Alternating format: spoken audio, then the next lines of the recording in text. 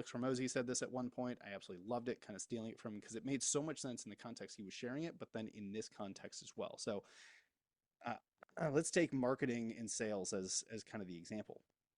When we're measuring and managing the numbers, one thing's going to become very clear.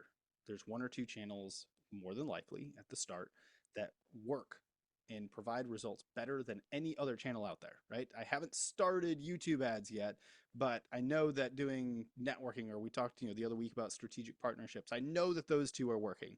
Well, instead of allocating my resources to something that I am not managing well because I've never done it, I don't know the numbers, I haven't managed it, I can't scale that, even though inherently paid ads has a greater scalability than, say, networking does, because networking is a very time heavy, time intensive thing. But I know in the beginning what those measurements are, right? I know what the numbers are. I know how to manage and move them in the right direction. So now I can do more of it in, say, networking or strategic partners. I can do it better, continue to improve. And I do that over and over and over again, right? More, better.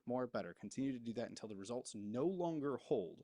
In other words, you kind of hit the plateau and you're not like, you don't get more out for the amount that you put in, but that Hmm. channel, that strategy starts to have massive profitability off that one singular channel.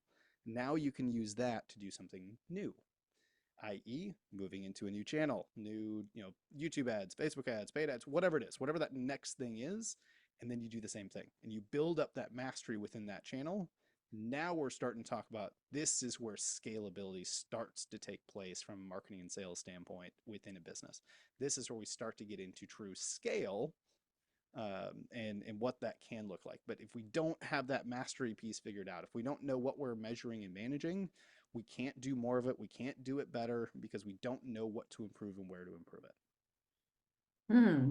That makes a lot of sense. It's again building that foundation first is always important. And if it's like me, I get caught in that like shiny object syndrome as an entrepreneur where I'm like, oh, look at this brand is scaled. Why don't we just jump right into that? You probably see that.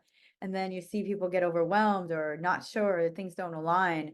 What are some ways we can really clue into those moments of, okay, we want this. How do we create a plan to get there rather than just jumping into that? Mm.